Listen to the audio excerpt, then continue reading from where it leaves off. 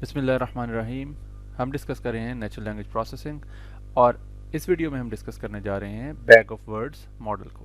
Bag of words एक काफ़ी popular और बेसिक सा मॉडल है जो कि नेचुरल लैंग्वेज प्रोसेसिंग के अंदर इस्तेमाल होता है। जब भी हमने टेक्स्ट को क्लासीफाई या क्लस्टर करना होता है तो उसको किसी भी मशीन लर्निंग मॉडल को देने से पहले हमें उसे प्री प्रोसेस करना होता है। और अगर हम बैग ऑफ वर्ड्स मॉडल को इस्तेमाल करते हुए प्री प्रोसेस करें तो इसमें दो चीज़ें इन्वॉल्व होती हैं। पहली कि हमें वोकेबलरी ऑफ नोन वर्ड्स का पता होना चाहिए और दूसरी a measure of presence of known words.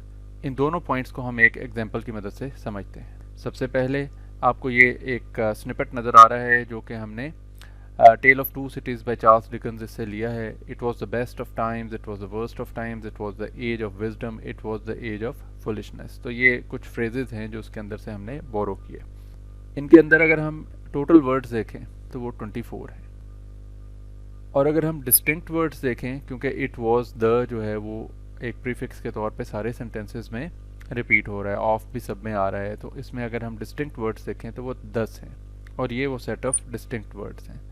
और हमने इसमें पंक्चुएशन और केसेस को इग्नोर कर दिया है कि अगर स्मॉल लेटर्स में है या कैपिटल लेटर्स में है तो उसको हमने स्मॉल में ही करके और उसकी एक स्टैंडर्ड फॉर्म बना के और उसके बाद हमने डिस्टिंक्ट वर्ड्स की वोकेबलरी जो है वो कंपाइल की। तो ये पहली चीज़ हो गई कि अब वोकेबलरी ऑफ नॉन वर्ड्स। दूसरी जो चीज़ इसमें उन्होंने कही वो measure of the presence of non words. इस मेजर के लिए हमें इस टेबल को समझना होगा। हमारे सारे डिस्टिंक्ट वर्ड्स हमने ये ऊपर कॉलम्स में लिख लिए हैं और ये हमारे सेंटेंसेस हैं। सेंटेंस 1 2 3 4 चारों सेंटेंसेस हमने लिख लिए। जो लफ्ज़ जिस जिस सेंटेंस में आ रहा है उसके कॉरेस्पॉन्डिंग एक रो इस्टेब्लिश हो गई है। So every sentence is being represented in one row.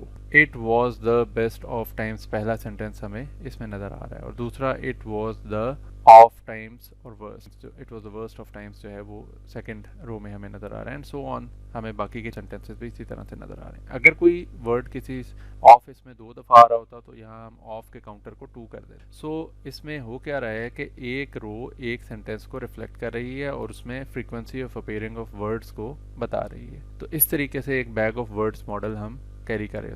Bag of words में एक चीज़ आपको वाज़े तौर पे नज़र आ रही है कि वर्ड्स का जो ऑर्डर है इन अ गिवन सेंटेंस वो कहीं से वाज़े नहीं हो रहा। तब इट इज़ जस्ट कि हम सेंटेंस को सेगमेंट कर दिया है इनटू वर्ड्स और वो वर्ड्स हमने थ्रो इन कर दिए हैं एक बैग के अंदर। So that is why it is called bag of words model. उम्मीद है कि आपको बैग ऑफ वर्ड्स मॉडल की समझ आ गई होगी।